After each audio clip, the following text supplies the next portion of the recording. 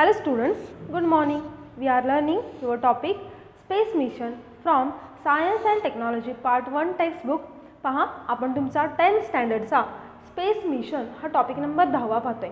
मागील व्हिडिओ लेक्चरमध्ये in previous video lecture we have seen about the orbits of artificial satellite. पहा त्यासाठी आपण एक इक्वेशन डिटरमाइन केलं होतं किंवा इक्वेशन एक सॉल्व केलेलं होतं.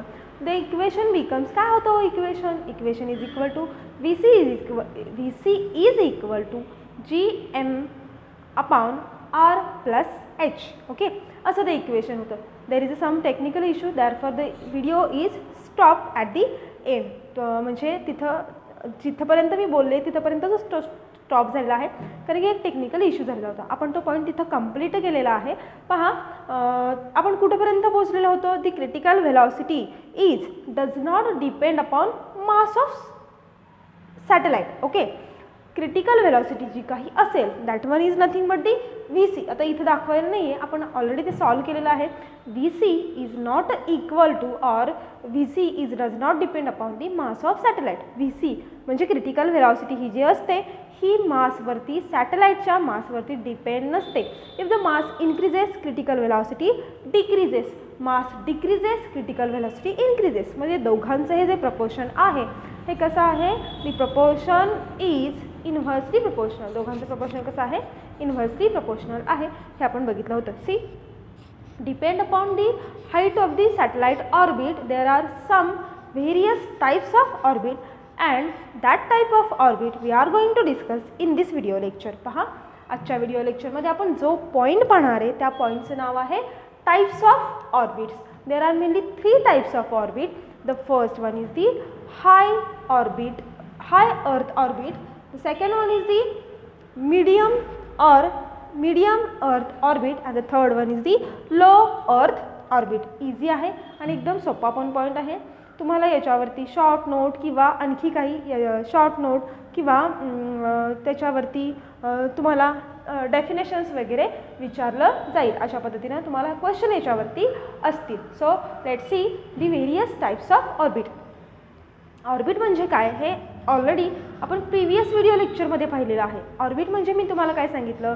Orbit is nothing but it is a circular path in which the object is a moving. Okay कुठलाही ऑब्जेक्ट असेल तो काय होणार आहे एका सर्क्युलर पाथमध्ये फिरतो. सर्क्युलर असेल इथं इलेप्टिकल असेल.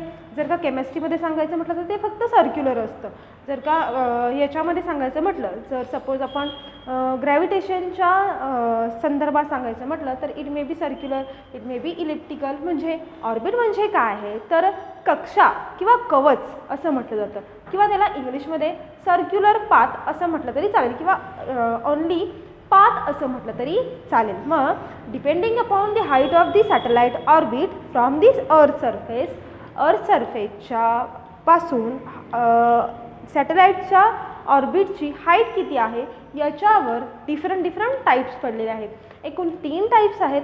त्यातला पहिला टाईप आहे हाय अर्थ ऑर्बिट. आता हाय अर्थ ऑर्बिट नावावरूनच तुमच्या लक्षात आलेलं असेल. So let's see the definition of high earth orbit. High earth orbit म्हणजे काय. See high earth orbit is the height of a satellite orbit above the earth surface greater than or equal to 35,780 kilometer. The orbit is called as high earth orbit. पहा हाय earth orbit कुणाला म्हणायचं जर का satellite ऑर्बिटची height ही अर्थच्या surface पासून above the earth surface greater than और equal to किती पाहिजे तो तर 35 इथे लिहिते मी इक्वल टू किंवा ग्रेटर दॅन 35,780 किलोमीटर असेल तर अशा ऑर्बिट्सना काय म्हटलं जातं हाय अर्थ ऑर्बिट असं म्हटलं जातं. See what is the next point. For the complete one revolution it will take 24 hours. पहा असे जे हाय अर्थ ऑर्बिट असतात त्यांना एका कंप्लीट रिव्होल्यूशनसाठी किती अवर्स लागतात तर 24 hours.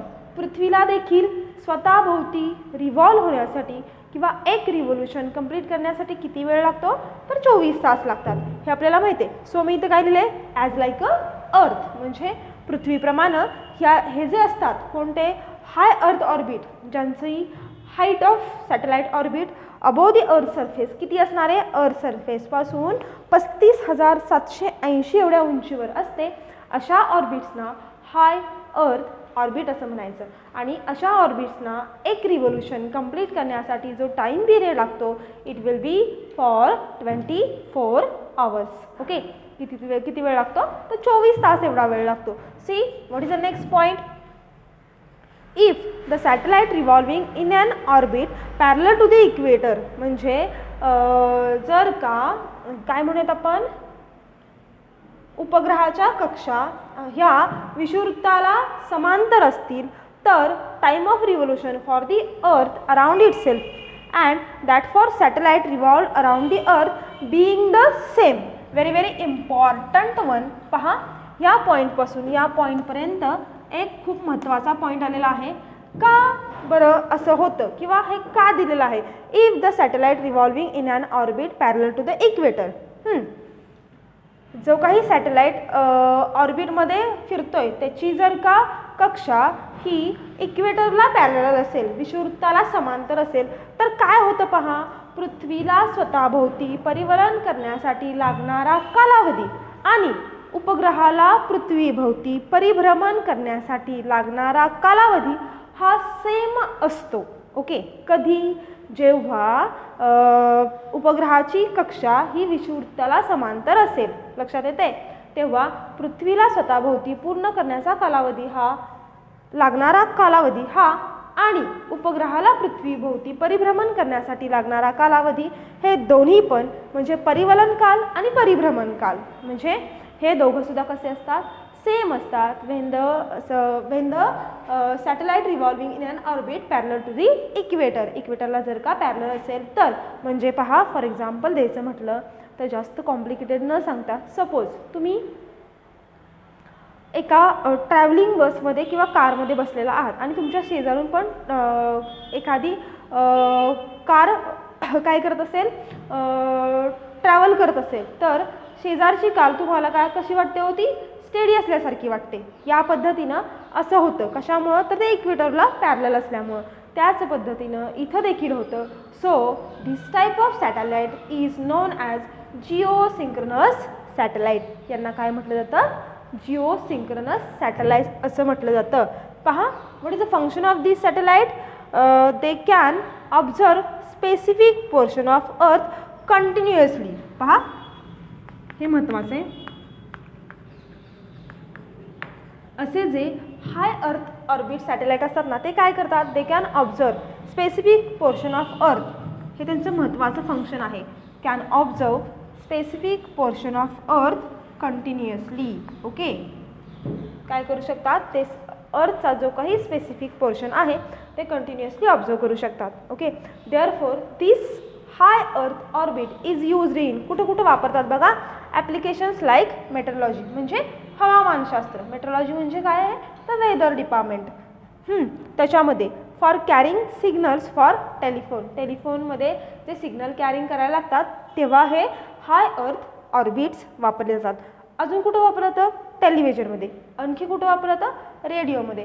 सो कुठं कुठं ॲप्लिकेशन सांगणार ह्याची तुम्ही, मेट्रोलॉजी, टेलिव्हिजन, रेडिओ, टेलिफोन, या सगळ्या डिपार्टमेंटमध्ये हाय अर्थ ऑर्बिट सॅटेलाइट काय केले जातात, तर वापरले जातात. लक्षात आलेलं आहे. याच्यामध्ये लक्षात काय काय ठेवायचं सांगते मी तुम्हाला. सगळ्यात पहिल्यांदा लक्षात ठेवायची डेफिनेशन.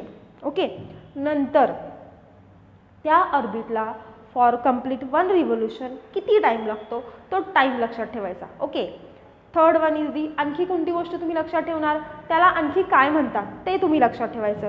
त्याच्यानंतर आणखीन काय सांगणार आहे तुम्ही, फंक्शन काय आहे त्याचं आणि युजेस काय आहेत त्याचे. अशा पद्धतीने हे 5 पॉईंट तुमच्या लक्षात तुम्हाला लक्षात ठेवायचे आहेत, लक्षात राहतील. So what is the definition of high earth orbit, if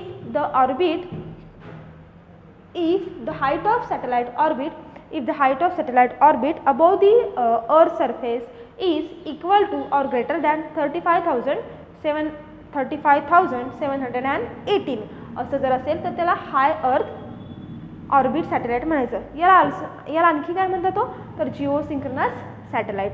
third one याला आणखी काय म्हणतात ते मी तुम्हाला सांगितलं. त्याच्यानंतर त्याचं फंक्शन सांगितलं. त्यांच्याकडे कसली कॅपॅसिटी आहे they can observe a specific portion of earth continuously. अर्थचा स्पेसिफिक पोर्शन ते काय करू शकतात कंटिन्युअसली ऑब्झर्व करू शकतात. देअरफॉर ते कुठे कुठं वापरतात आणि त्यांना टाईम पिरियड किती लागतो for complete one revolution it requires 24 hour. Okay हे क्लिअर झालेलं आहे. हे सगळं आपण बघितलेलं आहे. मला नाही वाटत ह्याच्यामध्ये काहीही अवघड भाग आहे. Let's see second type medium earth orbit. ब्रॅकेटमध्ये काय लिहिलेलं आहे पहा 2000 किलोमीटर टू 35,780 किलोमीटर.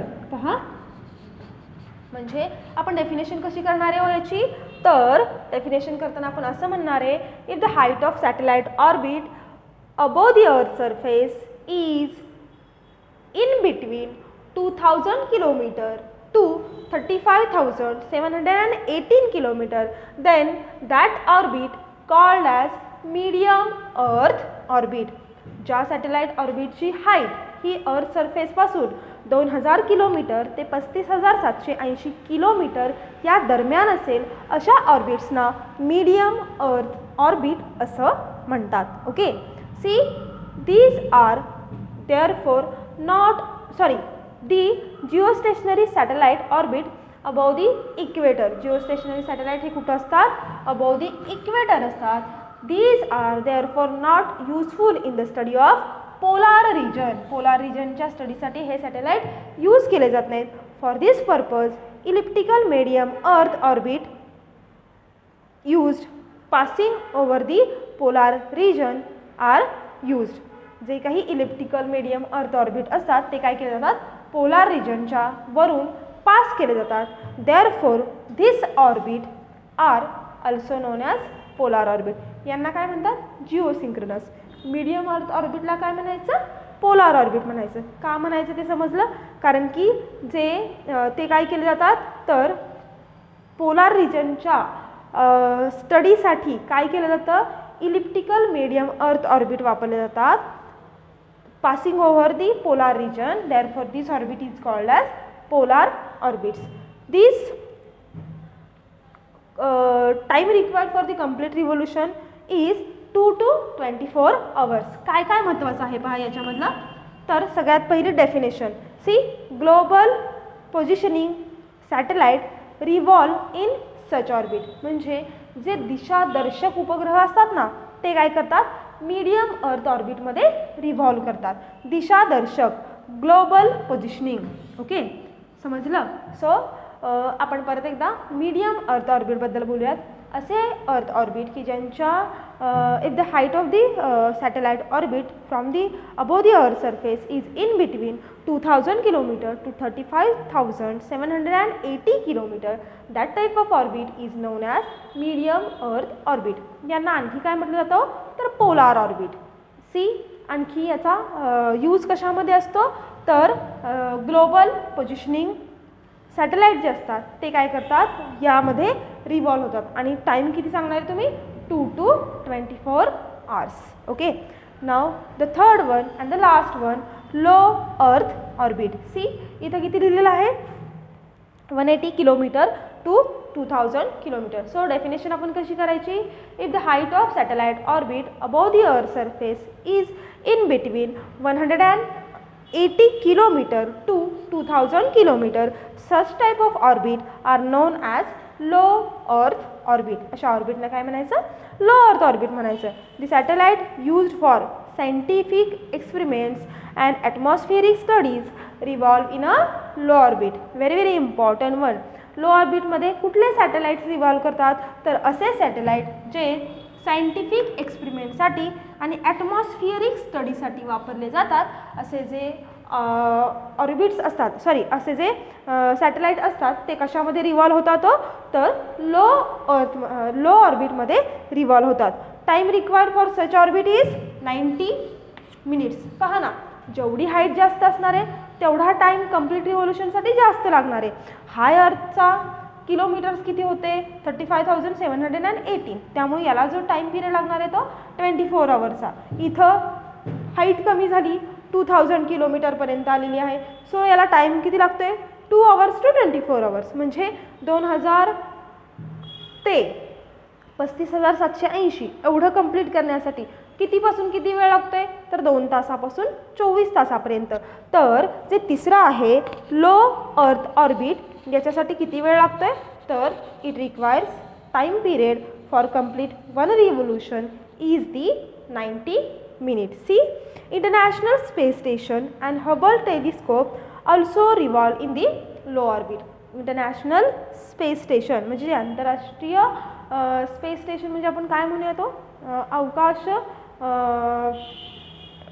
स्टेशन जे असतात आणि हबल टेलिस्कोप हे जे असतात हे देखील लो अर्थ ऑर्बिटमध्येच रिव्हॉल्व होतात. सो पॉईंट समजलेला आहे. जरी डिस्क्रिप्शन अवघड वाटत असेल काही कळत नसेल मॅडमने लिहिलं तरी एक ना एक पॉईंट मी तुम्हाला समजून सांगण्याचा प्रयत्न केलेला आहे. सो आपण एकूण 3 पॉईंट्स बघितले ह्या ठिकाणी. इन दिस व्हिडिओ लेक्चर आपण टाइप्स ऑफ ऑर्बिट्स बघितलेले आहेत. टाइप्स ऑफ ऑर्बिट एकूण 3 आहे. Depending upon the height there are many 3 types of orbits. The first one is the high earth orbit, second one is the medium earth orbit and the third one is the low earth orbit. आता आपण इथं थांबूया.